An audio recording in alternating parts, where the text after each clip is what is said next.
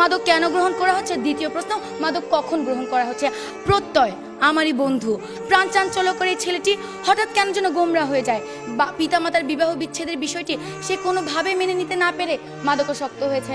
Speaker, আমি যখন তাকে জিজ্ঞেস করি তখন সে আমাকে উত্তরে বলে যে সিমিন, আমি যখন ঘুমের ওষুধ খাই না তখন আমার শান্তি লাগে, আমি না সব ভুলে যাই। মা বাবা যতই ঝগড়া করুক না কেন আমার কিছুই আমার কানে যাচ্ছে না।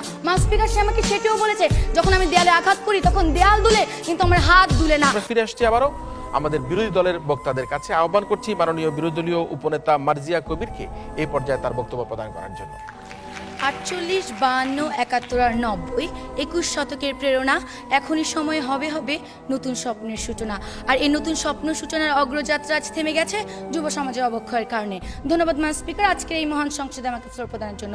মাননীয় প্রধানমন্ত্রী কর্তৃক উত্থাপিত প্রস্তাবটি হচ্ছে এই সংসদ মনে করে যে যুব সমাজের অবক্ষয়ের প্রধান কারণ মাদক। মান স্পিকার, আমি যখন এই বিষয়টি পেয়েছি বিরোধিতা করার জন্য তখনই আমার মনে দুটি প্রশ্ন জেগে ওঠে। প্রশ্ন, মাদক কেন গ্রহণ করা হচ্ছে, দ্বিতীয় প্রশ্ন, মাদক কখন গ্রহণ করা হচ্ছে। এই দুটি প্রশ্নের উত্তর যখন আমি বের করছি ঠিক তখনই দেখা গেছে যুব সমাজের অবক্ষয়ের কারণে আজকে মাদক গ্রহণ করা হচ্ছে, মাদকের কারণে আর যুব সমাজের অবক্ষয় নয় মান স্পিকার। আর এরই মাধ্যমে আমার দলীয় অবস্থান স্পষ্ট হয়ে যায় এবং সরকারি দলের অবস্থান পুরোপুরি ভেঙে পড়ে। মান স্পিকার, সরাসরি চলে যাচ্ছে আমার দলের নেতা কর্তৃক অর্পিত দায়িত্বে। আমি আজকে আমার জীবনের বাস্তবধর্মী একটি কাহিনী বলবো। প্রত্যয় আমারই বন্ধু, প্রাণ চাঞ্চল্যকর এই ছেলেটি হঠাৎ কেন যেন গোমরা হয়ে যায়। পিতামাতার বিবাহ বিচ্ছেদের বিষয়টি সে কোনোভাবে মেনে নিতে না পেরে মাদকাসক্ত হয়েছে। স্পিকার, আমি যখন তাকে জিজ্ঞেস করি তখন সে আমাকে উত্তরে বলে যে সিমিন, আমি যখন ঘুমের ওষুধ খাই না তখন আমার শান্তি লাগে, আমি না সব ভুলে যাই। মা বাবা যতই ঝগড়া করুক না কেন আমার কিছুই আমার কানে যাচ্ছে না।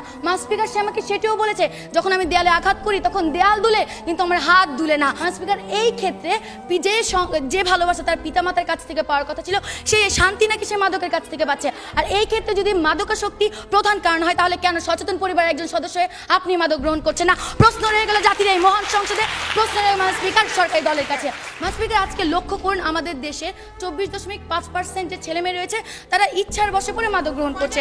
এখন তাদের কথা হচ্ছে তারা হচ্ছে এক্সেপশনাল, আর আমরা সকলে জানি exceptional is never be called normal. Speaker, লক্ষ্য করুন আজকে পরিবার থেকে যে মাননীয় বিরোধী দলনেতা একটুখানি যে প্রশ্নটি নিয়ে আপনি আপনার পারিবারিক একজন মানুষের উদাহরণ দিয়ে পুরো বাংলাদেশের সকল যুবকদের উদাহরণ আপনি তুলে ধরতে পারেন না।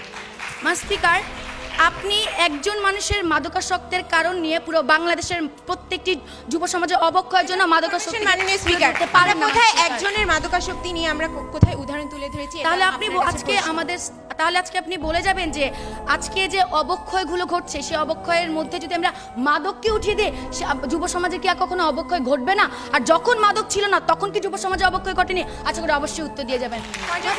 মাননীয় স্পিকার, পয়েন্ট অফ ইনফরমেশন, যখন মাদক ছিল না তখন অবক্ষয়ের মাত্রা এত ছিল না। দিনে দিনে মাদকের সহজলভ্যতা এবং মাদকের পরিমাণ দিন দিন বৃদ্ধি পাচ্ছে। শেষে এখন এই জন্যই আমাদেরকে আমরা সেই ব্যাখ্যায় পরে যাব। মাননীয় সংসদ নেতা আসুন আপনার বক্তব্য প্রদান করুন। স্পিকার, পরিবার a strong family bondage is a precondition for a successful social administration. পরিবার থেকে একটি সন্তান সামাজিক নৈতিক মূল্যবোধ শিখে, কিন্তু আজকে এই সন্তানরা পরিবার থেকে সেই সামাজিক নৈতিক মূল্যবোধ শিক্ষা পাচ্ছে কি? স্পিকার, প্রশ্ন রয়ে গেল সরকারি দলের কাছে। স্পিকার, আজকে ঐশী হচ্ছে বর্তমানে আলোচিত একটি নাম, কিন্তু ঐশীর নৈতিক অবক্ষয় কখন ঘটেছে? যখন সে দেখেছে তার পিতা অবৈধ উপায়ে অর্থ উপার্জন করছে, ঠিক তখন ঘটেছে যখন দেখেছে তার পিতামাতা তারই ব্যাপারে অসচেতন। আর সেই নৈতিক অবক্ষয় তাকে ঠেলে নিয়ে গেছে মাদকের কাছে, মাদক তাকে সেই নৈতিক অবক্ষয়ের দিকে ঠেলে নেয়নি। স্পিকার, আজকে লক্ষ্য করুন যে আজকে শিক্ষাই জাতির মেরুদণ্ড। আর কতটুকু নৈতিকতার বিসর্জন দিলে আজকে আমাদের বাংলাদেশের সর্বোচ্চ বিদ্যাপীঠ ঢাকা ইউনিভার্সিটির কয়েকটি প্রাঙ্গণ আজ পরিণত হয়েছে গাধার আস্তানায়। স্পিকার, আর কত নৈতিকতার বিসর্জন দিলে আপনারা স্বীকার করবেন যে যুব সমাজের অবক্ষয়ের প্রধান কারণ কখনোই মাদক নয়? স্পিকার, আজকে যখন আমরা আরেকটা প্রশ্ন নেই, শেষ প্রশ্ন। জি, একজন বিবেকবান বিবেক সম্পন্ন মানুষ কি ইচ্ছা করে নিজের সচেতন জ্ঞানে সে কি সমাজের অবক্ষয় ঘটাবে? স্পিকার, প্রশ্নটি খুবই হাস্যকর। আমরা তো আজকে সেটাই বলছি, একটি সচেতন মানুষ কখনো মাদক গ্রহণ করছে না। যখন নৈতিক অবক্ষয় ঘটছে সম্পূর্ণ প্রশ্ন, মানুষের বিবেক কখন লোপ পায়? প্রতিপক্ষ মাদকের কারণে কি মানুষের বিবেক লোপ পাচ্ছে? যখন সে অসচেতন, ধর্মীয় শিক্ষা মেনে চলছে না, সুশিক্ষার অভাব হচ্ছে, ঠিক তখনই নৈতিক অবক্ষয় ঘটছে এবং ঠিক তখনই সে মাদক গ্রহণ করছে। আমি আমার বক্তব্য অনেক পরিবারে আজকে লক্ষ্য করুন যে অর্ডার প্লিজ।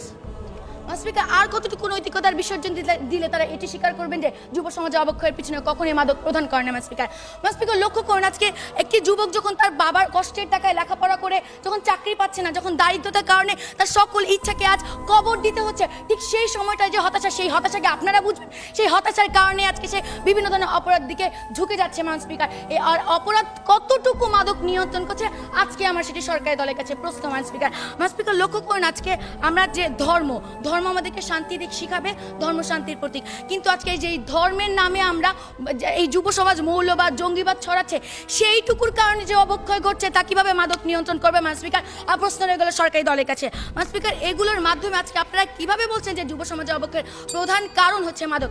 স্পিকার, আজকে আমি বিভিন্ন ধরনের কারণের মাধ্যমে এটি স্পষ্ট করে দিয়ে গেলাম যে যুব সমাজে অবক্ষয়ের প্রধান কারণ কখনোই মাদক নয়। আমার দলের সাংসদের এসে আরো স্পষ্ট কারণ দেখিয়ে যাবেন স্পিকার। আজকে যদি তারা এটি প্রমাণ করতে চাইতো যে যুব সমাজ অবক্ষয়ের প্রধান কারণ, তাহলে তাদের এটিও প্রমাণ করার কথা ছিল যে আমরা যে আমাদের দলের নেতা এবং আমি যে ক্ষেত্রগুলো দেখে গেছি সেই ক্ষেত্রগুলো যুব সমাজের অবক্ষয়ের পিছনে কখনোই প্রধান কারণ হিসেবে দায়ী নয় স্পিকার, কিন্তু তারা সেটি দেখাতে ব্যর্থ হয়েছেন। আশা করি সাংসদ এসে সেটি দেখিয়ে যাবেন। যদি সেটি দেখাতে না পারেন তাহলে আজকের এই মঞ্চের প্রত্যেকটি মানুষ মানতে বাধ্য যুব সমাজের অবক্ষয়ের পিছনের প্রধান কারণ কখনোই মাদক নয়। আজকে নৈতিক অবক্ষয়ের কারণে, পারিবারিক অসচেতনতার কারণে অবক্ষয় ঘটছে এবং সেই অবক্ষয় তাকে নিয়ে যাচ্ছে মাদকের দিকে স্পিকার। আজকে তাদের কথা শুনে মনে হচ্ছে যে তাদেরকে যদি কেউ ইট ছুঁড়ে মারে তারা তাদের বিপরীতে ফুল ছুঁড়ে মারবে, কিন্তু সেই ফুলের সাথে যে টপটি থাকবে সেটি তারা আজকে অস্বীকার করে যাচ্ছে স্পিকার। আজকে তারা তিনজন চোখ বন্ধ করে রাখতে পারে, কিন্তু এই 16 কোটি বাঙালির সাথে আপনার চোখটিও খোলা আছে স্পিকার। আপনি দেখতে পারবেন যে আসল সত্যিটা কি। তাই আজকে আমরা যুব সমাজের অবক্ষয় রোধ করতে চাই স্পিকার। তাই আজকে আপনার কাছে বিনীত আবেদন এই সংসদে যাতে এই প্রস্তাবটি গৃহীত না হয় এবং যুব সমাজের অবক্ষয় রোধ করতে আপনি আমাদের সাথে এগিয়ে আসেন। ধন্যবাদ স্পিকার, ধন্যবাদ সবাইকে। ধন্যবাদ মার্জিয়া কবিরকে। একটা ছোট্ট উদাহরণ দিয়ে যে পিতা মাতার যে বৈবাহিক বিচ্ছেদ কি কারণে একটা সন্তানের জন্য একটা করুণ পরিণতি নিয়ে আসতে পারে সেই উদাহরণ দেওয়ার চেষ্টা করেছে, এবং ঐশীর যে অবক্ষয়ের কারণটা আজকে মা বাবাকেই খানিকটা দায়ী করে সে তার বক্তব্য উপস্থাপন করার চেষ্টা করেছে যে এই তরুণ সমাজকে ফিরিয়ে আনতে হবে, আমাদের মাদকমুক্ত সমাজ তৈরি করতে হবে এবং সচেতন বাংলাদেশ গড়ে তুলতে হবে।